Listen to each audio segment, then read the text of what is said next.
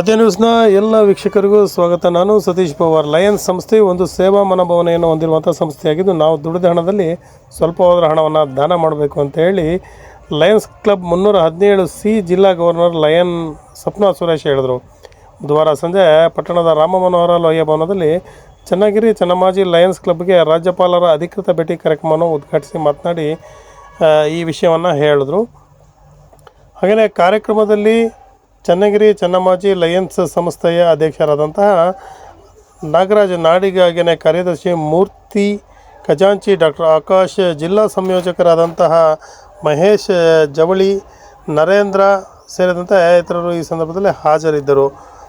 ಈ ಸಂದರ್ಭದಲ್ಲಿ ಉತ್ತಮ ಸೇವೆಯನ್ನು ಸಲ್ಲಿಸಿದ ವೈದ್ಯ ವೃತ್ತಿಯಲ್ಲಿ ಉತ್ತಮ ಸೇವೆಯನ್ನು ಸಲ್ಲಿಸಿದಂಥ ಡಾಕ್ಟರ್ ಪವಿತ್ರ ಸಂತೋಷ್, ಹಾಗೆಯೇ ರ್ಯಾಂಕ್ ಪಡೆದಂಥ ವಿದ್ಯಾರ್ಥಿನಿ ಸಿಂಧು, ಹಾಗೆಯೇ ಸಂಗೊಳ್ಳಿ ರಾಮಣ್ಣ ಯುವ ಪ್ರಶಸ್ತಿ ವಿಜೇತ ಸಂಜಯ್, ಹಾಗೆಯೇ ಭಾಷಣಕಾರ್ತಿ ಕುಮಾರಿ ಇಂಪನ ರಾಜುಗೌಡ ಅವರಿಗೆ ಸನ್ಮಾನಿಸಿ ಗೌರವಿಸಲಾಯಿತು.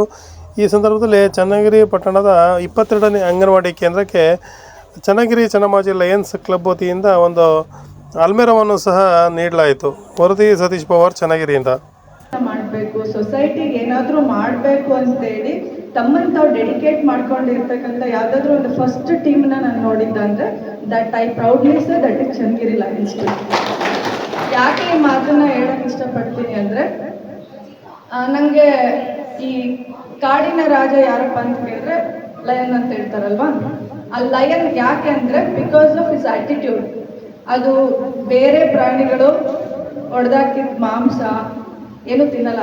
ಅದು 3 ದಿನ ಉಪವಾಸ ಇದ್ರೂ ತನ್ನ ಆಹಾರನ ತಾನೇ ಭೇಟಿ ಮಾಡಿ ತಿನ್ನೋದು. ಅಂದರೆ ಅದಕ್ಕೆ ಅದು ಆ್ಯಟಿಟ್ಯೂಡ್ ಏನಿದೆ ಅಲ್ವಾ, ಆ ಆ್ಯಟಿಟ್ಯೂಡಿಂದ ಅದನ್ನು ಕಿಂಗ್ ಆಫ್ ದ ಜಂಗಲ್ ಅಂತ ಕರಿತೀವಿ. ಸೇಮ್ ಆಟಿಟ್ಯೂಡ್ ಅಂದರೆ ಇವ್ರು ಹೊಡೆದಾಕ್ತಾರೆ ಅಂತಲ್ಲ, ಅಷ್ಟು ಅಂದರೆ ಎಷ್ಟು ಚೆನ್ನಾಗಿದೆ ಅಂದರೆ ಇಲ್ಲಿ ಲಯನ್ಸ್ ಟೀಮ್ ಮೆಂಬರ್ಸ್ ಅಂದರೆ they are all focus towards the social service.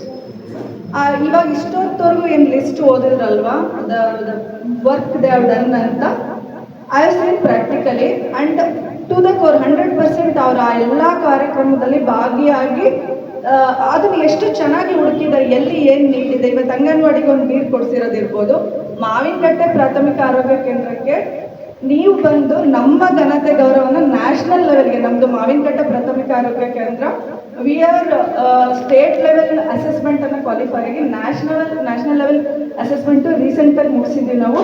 ಇವಾಗ ಬೆಸ್ಟ್ ಕಾಂಟ್ರಿಬ್ಯೂಟರ್ ಅಂತ ನಾನು ಪ್ರೌಡಾಗಿ ಹೇಳ್ತೀನಿ. ಯಾಕಂದರೆ ನಾನು ಬಂದು ಈ ಊರಲ್ಲ ಅಲ್ಲ, ನಾನು ಬಳ್ಳಾರಿ ಅವಳು. ನಂಗೆ ಯಾರೂ ಗೊತ್ತಿಲ್ಲ, just I came alone as a medical officer. ಇಲ್ಲೇನೋ ನಮ್ಮ ಮನೆಯವ್ರು ಟ್ರಾನ್ಸ್ಫರ್ ಆಯಿತು, ನಿಮ್ಮ ಚನ್ನಗಿರಿ ಹೆಸರು ಕೇಳಿರಲಿಲ್ಲ. ಇನ್ಫ್ಯಾಕ್ಟ್ ನಾನಿಲ್ಲೇ ಶಿವಮೊಗ್ಗದಲ್ಲಿ ಓದಿದ್ದು, ಬಟ್ ನಮ್ದು ರೂಟ್ ಲೈನ್ ಬಂದುಬಿಟ್ಟು ಹರಿಹರ, ಹರಪನಹಳ್ಳಿ, ಕೊಟ್ಟೂರು. ಸೊ ನನಗೆ ಚನ್ನಗಿರಿ ಇಲ್ಲೇ ಇದೆ ಅಂತಲೂ I was not aware. But ಇಲ್ಲಿ ಚನ್ನಗಿರಿಗೆ ಬಂದ ಮೇಲೆ ನಿಜವಾಗ್ಲೂ ಆ destiny, god has decided that destiny ಎಲ್ಲ ತುಂಬ ಒಳ್ಳೆ ಪ್ಲೇಸಿಗೆ, ಒಳ್ಳೆ ಜನರ ಮಧ್ಯೆ ನನಗೆ ತಂದು ಬಿಟ್ಟಿದ್ದಾರಪ್ಪ ಅನ್ನೋಷ್ಟು ನನಗೆ ಸಂತೋಷ ಮತ್ತು ಆತ್ಮತೃಪ್ತಿ ಆಗಿದೆ. ಯಾಕಂದರೆ ನಾನು ಫಸ್ಟ್ ಟೈಮ್ ಮಾವಿನಕಟ್ಟೆಗೆ ಬಂದು ಮೇಡಮ್ ಒಂದು ವರ್ಲ್ಡ್ ಬ್ರೆಸ್ಟ್ ಫೀಡಿಂಗ್ ವೀಕನ್ನು ನಾವು ಲಯನ್ಸ್ ಅವ್ರು ಮಾಡ್ತೀವಿ ಅಂತ ಕೇಳಿದಾಗ ಎಸ್ ಮಾಡೋಣ ಅಂತೇಳಿ ನಾವು ಶುರು ಮಾಡಿದ್ದು. ಸತತವಾಗಿ 3 ಇಯರ್ಸಿಂದನೂ ನಮಗೆ ಲಯನ್ಸ್ ಟೀಮ್ ಸಪೋರ್ಟ್ ಮಾಡ್ತಾ ಸುಮಾರು ಅಂದ್ರೂ ಪ್ರಾಕ್ಟಿಕಲ್ ಆಗಿ ಆ ಪ್ರೋಗ್ರಾಮ್ ಹೆಂಗಾಗುತ್ತೆ ಅಂದರೆ, ಮುಂಚೆನೇ ಮಹೇಶ್ ಅಣ್ಣ, ನಾಡಿಗ್ ಸರ್ ಎಲ್ಲರೂ ಫೋನ್ ಮಾಡಿಬಿಟ್ಟು ನಿಮ್ಮಲ್ಲಿ ಎಷ್ಟು ಬೆನಿಫಿಷಿಯರಿ ಇದ್ದಾರೆ ಅನ್ನೋದನ್ನ ಲಿಸ್ಟ್ ತಗೋತಾರೆ. ಫಂಕ್ಷನ್ ಅಂದರೆ ಸುಮ್ಮನೆ ಬಂದು ಒಂದು 4 ಜನ ಫೋಟೋ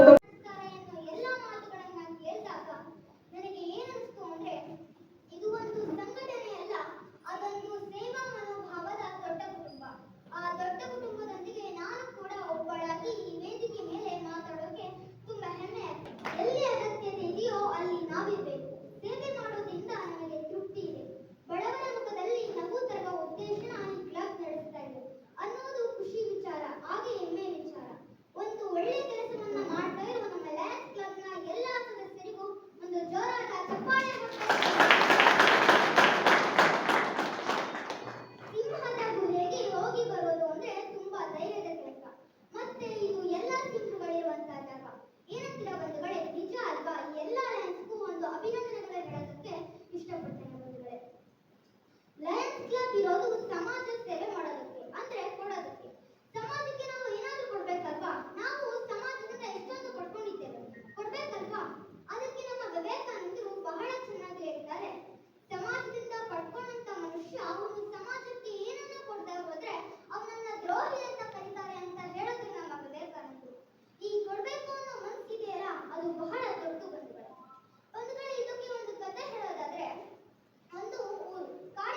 ಹೆಚ್ಚಾಗಿ ಬಹಳಷ್ಟು ಸಂತೋಷವಾಗ್ತಿದೆ. 2014ರಲ್ಲಿ ನನ್ನ ಪತಿ ಜಿಲ್ಲಾ ಗವರ್ನರ್ ಆದಾಗ ಈ ಹೊಸ ಕ್ಲಬ್ ಈ ಚನ್ನಗಿರಿ ಪ್ರದೇಶದಲ್ಲಿ ಸ್ಥಾಪನೆಗೊಂಡಿತ್ತು.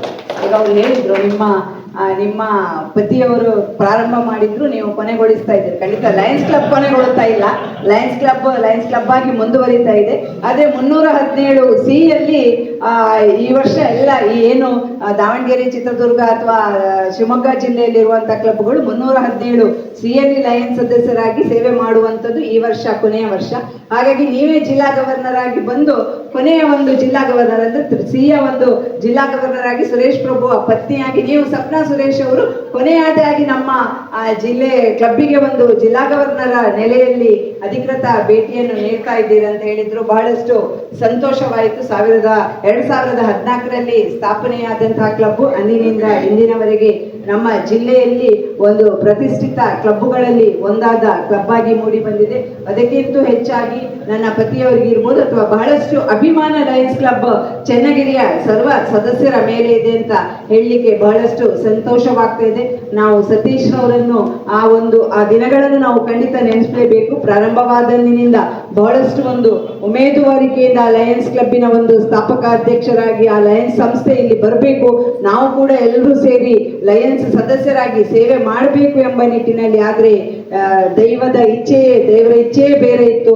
ಅವರು ದೇವರ ಪಾದವನ್ನು ಬಹಳಷ್ಟು ಸಣ್ಣ ಪ್ರಾಯದಲ್ಲಿ ಅವರು ದೇವರ ಪಾದಗಳನ್ನು ಸೇರ್ಕೊಳ್ಳುವಂತಾಯ್ತು. ಒಂದು ಪಕ್ಷ ಸತೀಶ್ ಅವರು ಈಗ ಇದ್ರೆ ಖಂಡಿತ ಅವರು ಒಂದು ಕೂಡ ಜಿಲ್ಲಾ ಗವರ್ನರ್ ಆಗಿ ಆ ಜಿಲ್ಲೆಯನ್ನು ನಡೆಸ್ತಿದ್ರೆ, ಯಾಕಂದ್ರೆ ಅವರಷ್ಟು ಆಸಕ್ತಿಯಿಂದ ಒಂದು ಲಯನ್ಸ್ ಬರಬೇಕು, ನಾವು ಲಯನ್ಸ್ ಸದಸ್ಯರಾಗಿ ಸೇವೆ ಮಾಡಬೇಕು ಅಂತ ಎಲ್ಲ ಸದಸ್ಯರನ್ನು ಒಟ್ಟುಗೂಡಿ ಬಹಳಷ್ಟು ಉತ್ತಮ ರೀತಿಯಲ್ಲಿ ಲಯನ್ಸ್ ಕ್ಲಬ್ ಚನ್ನಗಿರಿ ಚೆನ್ನಮ್ಮಾಜಿ ಅಂದಿನಿಂದ ಇಂದಿನವರೆಗೆ ಯಾರೇ ಅಧ್ಯಕ್ಷರಾಗಿ ಬರಲಿ ಜಿಲ್ಲೆಯಲ್ಲಿ ನಡೆಯುವಂತ ಎಲ್ಲ ಕಾರ್ಯಕ್ರಮಗಳಿರ್ಬೋದು ಅಥವಾ ಜಿಲ್ಲೆಯ ಕಾರ್ಯಕ್ರಮಗಳಿರ್ಬೋದು, ಏನು ತಮ್ಮಿಂದ ಸಾಧ್ಯವಾಗ್ತದೆ ಅಂತ ಸೇವಾ ಚಟುವಟಿಕೆಗಳನ್ನು ನಮ್ಮ ಸಮುದಾಯದ ಜನರಿಗೆ ನೀಡುವಂಥದ್ದು ನಮ್ಮ ಲಯನ್ಸಿನ ಮುಖ್ಯ ಉದ್ದೇಶ. ಆ ನಿಟ್ಟಿನಲ್ಲಿ ಲಯನ್ಸ್ ಕ್ಲಬ್ ಚನ್ನಗಿರಿ ಚೆನ್ನಮ್ಮಾಜಿಯವರು ಆರೋಗ್ಯ ಕ್ಷೇತ್ರ ಇರ್ಬೋದು ಅಥವಾ ಶಿಕ್ಷಣ ಕ್ಷೇತ್ರ ಇರ್ಬೋದು, ಸಾಮಾಜಿಕ ಕ್ಷೇತ್ರ ಇರ್ಬೋದು, ಅದೇ ರೀತಿ ಬೇರೆ ಬೇರೆ ರೀತಿಯ ಸೇವಾ ಕಾರ್ಯಕ್ರಮಗಳು ಎಲ್ಲ ಸದಸ್ಯರು ಒಂದು ಒಟ್ಟುಗೂಡಿಸಿ ಬಹಳಷ್ಟು ಉತ್ತಮ ರೀತಿಯಿಂದ ನೀವು ಸೇವಾ ಕಾರ್ಯಕ್ರಮಗಳನ್ನು ಮಾಡ್ತಾ ಬಂದಿದ್ದೀರಿ. ಅದಕ್ಕಾಗಿ ನಿಮಗೆ ನಾನು ಅಭಿನಂದನೆಗಳನ್ನು ಸಲ್ಲಿಸ್ತಾ ಇದ್ದೇನೆ.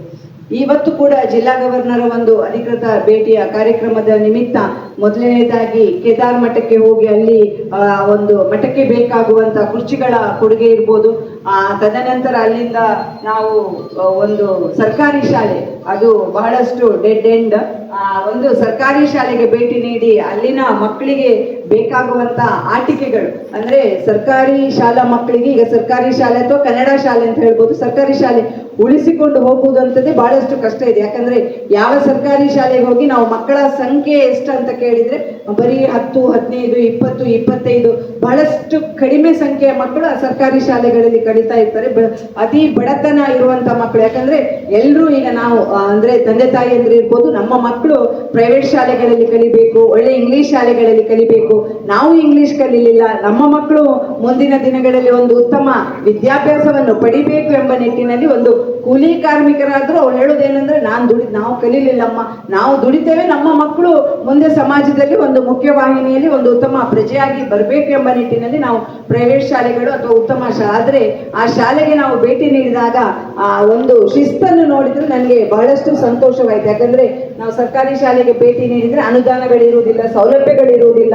ಆದ್ರೆ ಈ ಮಕ್ಕಳಿಗೆ ಏನು ಪ್ರೈವೇಟ್ ಶಾಲೆಗಳಿಗೆ ಅಥವಾ ಕಾನ್ವೆಂಟ್ ಶಾಲೆಗಳಿಗೆ ಯಾವ ರೀತಿ ಯೂನಿಫಾರ್ಮ್ಗಳನ್ನು ಇರ್ತಾರಂತ ಉತ್ತಮವಾದ ಯೂನಿಫಾರ್ಮ್ಗಳಿರ್ಬೋದು, ಶೂಸ್ ಇರ್ಬೋದು ಅಥವಾ ನೆಕ್ ಟ್ಯಾಗ್ ಇರ್ಬೋದು, ಟೈಗಳಿರ್ಬೋದು, ಪ್ರತಿಯೊಂದು ಸುವ್ಯವಸ್ಥಿತವಾಗಿ ಆ ಶಾಲೆಯಲ್ಲಿ ಒಂದು 35 ಮಕ್ಕಳು ಈಗ